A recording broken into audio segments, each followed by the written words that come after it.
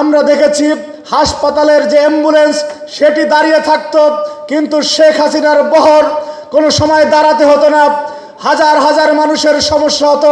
কিন্তু আজকে তারেক রহমান রাস্তা দিয়ে যাচ্ছে একজন সাধারণ মানুষের মতো, বাংলাদেশের প্রধানমন্ত্রী রাস্তা দিয়ে যাচ্ছে। এইটি বাংলাদেশের বর্তমান চিত্র। আমাদের শব্দ চয়নে আমরা এমন কিছু বোঝাতে চাই না যে আমরা ক্ষমতাসীন ছাত্র সংগঠন। সকাল 8:45-এ প্রধানমন্ত্রী সচিবালয়ে চলে আসে, রাস্তা দিয়ে এমনভাবে যায়, রিক্সা চালক গিয়ে সালাম দেয়, সব কিছুর ভিতরে একটা পরিবর্তন চলে আসছে। কিন্তু একটা জায়গায় কোনো পরিবর্তন আমরা দেখতে পাচ্ছি না। আমরা দেখতাম যে সাদ্দাম, ইনান এরা মুক্তিযুদ্ধ মঞ্চের নামে ছাত্রলীগের বি টিম, এই টিম, সেই টিম তৈরি করে আমাদের গণতন্ত্রকামী যারা তাদের উপরে হামলা করতে করে নাই কথা বলেন না কেন? করে নাই?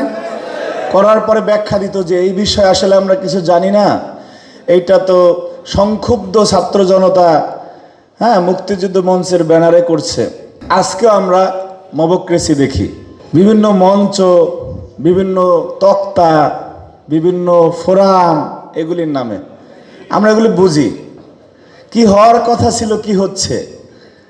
ছাত্রদলের কেউ কাউকে একটা বকা দিল না, কোনো হলে কেউ কাউকে বলল না যে তুমি এতদিন আমার সাথে এই ব্যবহার করছো, তো তুমি আজকে তো আমরা এই ধরনের শব্দচয়ন কেউ কোথাও করে না।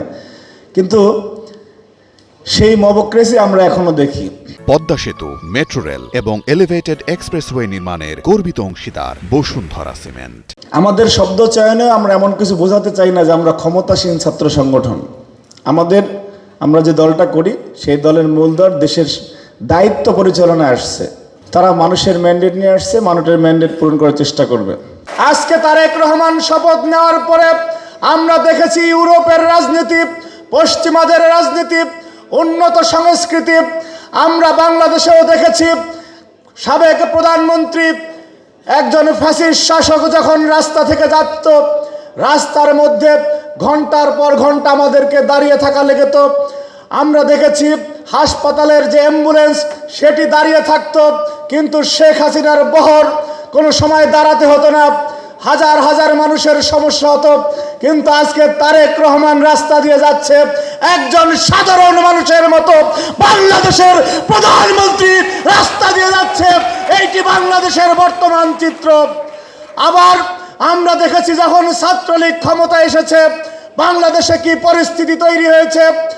আমি আপনাদেরকে সাক্ষী রেখে বলতে চাই, বাংলাদেশের 56,000 বর্গ মাইলে 12 তারিখের নির্বাচনের পরে ছাত্র দলের একজন কর্মী কারো গায়ে একটা হাত দেয় নাই।